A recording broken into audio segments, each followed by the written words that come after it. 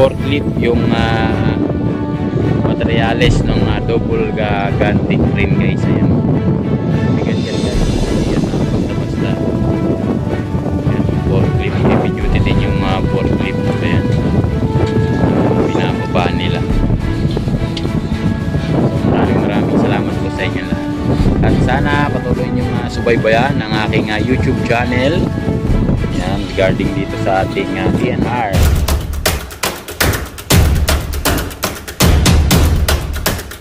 Magandang araw sa inyong lahat. Andito na naman tayo, update South Railway ng PNR Santa Rosa, Laguna. So may mga bago na namang materyales na dating guys. Ayan, nasa truck, kaya binubuhat ng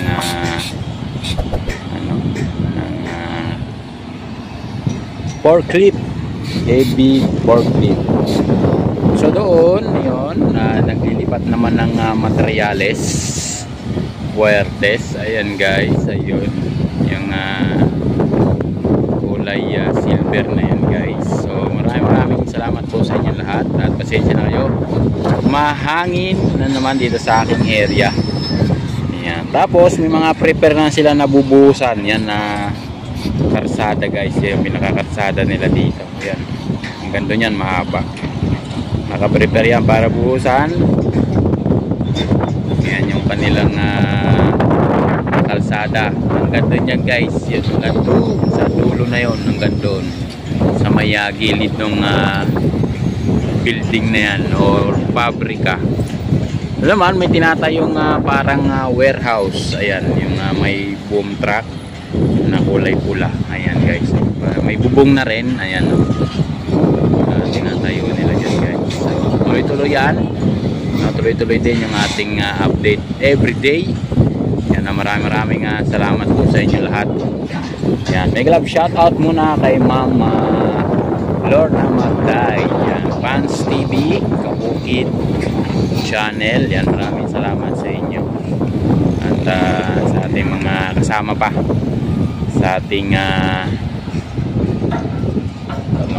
larangan ng YouTube channel. At nga pala kay Nanay Juanita, yan ng Pilar, Bataan. Maraming salamat po Nanay Juanita, Pilar ng Bataan, Family Perez. Yan, maraming salamat Nanay Juanita, I miss you. Maraming salamat po sa inyong suporta sa aking YouTube channel.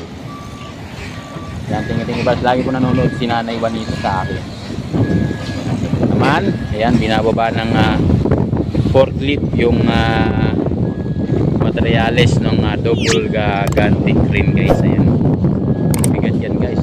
Ayan, basta ayan, forklift, heavy duty din yung forklift. Ayan, binababa nila. So maraming salamat po sa inyo lahat, at sana patuloy nyo subaybayan ang aking YouTube channel. Yan, regarding dito sa ating PNR project, no, hanggang sa mabuo po ito, hanggang sa ma-develop, hanggang sa mag-start sila ng pag-assemble ng mga concrete na gagamitin sa elevated ng ating mga trains guys. So doon naman yun, nagdidilig para hindi masyadong malikabok. Ayun guys, yung truck ng flammable, ang karga po ay tubig. Ayan, so malakas na naman yung hangin dito sa ating area. So maraming salamat po. Hanggang doon po yan guys, hanggang doon sa may puno ng mangga. Punta tayo doon sa may bandaron guys, para makita nyo yung lawak ng kanilang area. So doon pa rin continuous yung nila paglilifting ng mga materyales. So yan, dito banda guys. Yan, hanggang doon yan na yan. May isa pang boom truck doon na naglilifting ng mga materyales guys. Lilipat yan dito siguro. Ganda niya sa may puno ng mangga. Ayan, hanggang dito naman yung mga bagong parang ano to yan, mga bagong tao na naman dyan guys. Ayan, siguro mga bagong hire nila yan. Bago pa yung mga uniforme. So maraming salamat sa inyo. pagsubaybay nyo sa akin. At malaking utang na loob ko po yan sa inyo guys, no? At lubos ang aking pasasalamat sa ating mga viewers, sa mga dati nating subscriber. Andiyan na naman sila, balik na naman. Maraming salamat. At saka po sa mga bagong subscriber natin, no? Maraming salamat po sa inyo lahat. So doon sa bandaran guys, puspusan yung pagbubuhos. Ayun doon, no? Dalawang ano yun, ang tawag nito, truck na nagbubuhos ayun sa bayan. Kasi guys, pinubuhusan yung mga poste na yan, ayan.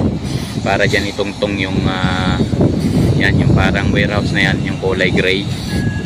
Yan, meron na yan yung roof yan roof ng double gantry crane yan guys Yan nasa loob yung double gantry. Yan pagka lumakad dyan, pupunta doon, may release na yan guys Ayan. Kita nyo ba yung release niyan? Ayan. Hanggang doon yan sa dulo. Yan kasi yung magbubuhat ng mga concrete precast na inassemble nila dyan. Mabibigat yun guys. So ayan nakalawit na yung pinaka hook. Ayan guys, nakalawit, diba? Ayan, katapat ng engine doon sa taas. Ayan. Ayan yung kanilang ano rito, activity ngayong araw, no? Kaya everyday tayo mag-update dito guys. Kahit Sunday, update pa rin tayo kasi may pasok pa rin sila dito guys So dito tayo sa bubong. Doon naman patuloy naman yung paglilipat ng materials. Ayan, ng beam, mga beam yan guys nililipat doon sa kabila. Doon yan doon sa may dalawang nakapark na sasakyan.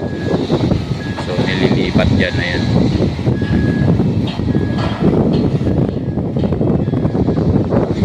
So yan yung kanilang area dito. Napakaluwang yan guys, hanggang doon sa dulo yun napakaluwang ng ano nila na to, area nakakuha nila. So sakto sa kanila guys. So ito na yung truck na nagdidilig. Ayan na yung truck na nagdidilig guys, para mabawasan yung alikabok na nalalanghap ng ating mga kababayan araw-araw. Doon naman patuloy yung pagdadam ng mga graba. Lalatagan kasi nila yan ng graba guys hanggang dito yan sa may takip na yan. Tapos bubuhusan, kagaya na nandun sa dulo yung nauna.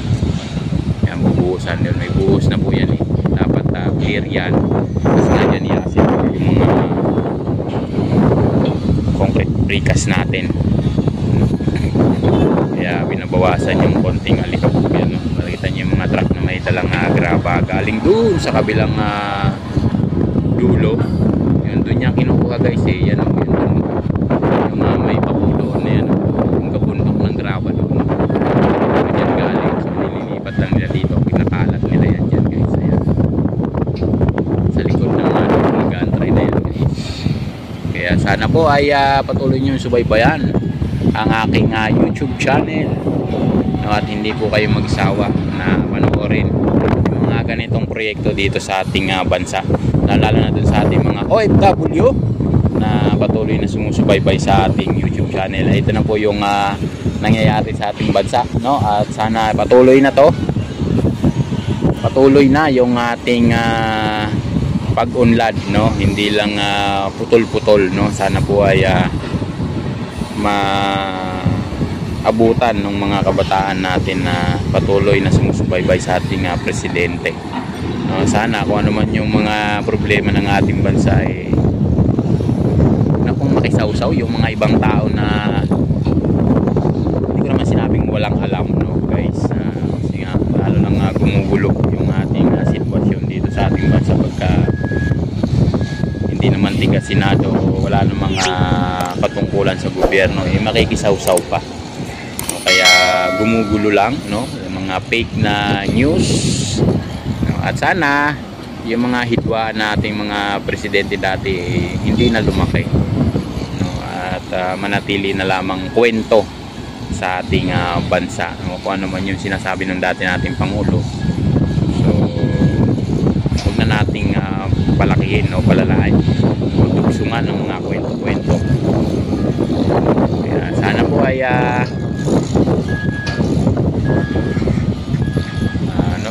ma-solve na yung ating mga problema sa ating bansa, no? Ayan, sana po ay wag nating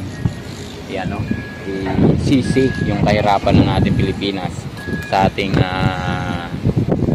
Pangulo ngayon, no? Marami mga nagdaang Pangulo, no? Ang lalaki na, ang tatagal ng termino nila na naupo sa pagiging presidente. Parang wala akong nadinig na sinisi yung Pangulo, no? Lalo lang lumubog sa kahirapan. Samantalang ngayon na inaayos yung ating bansa, ang dami ng sisi sa ating Pangulo. So humirap daw yung ating bansa.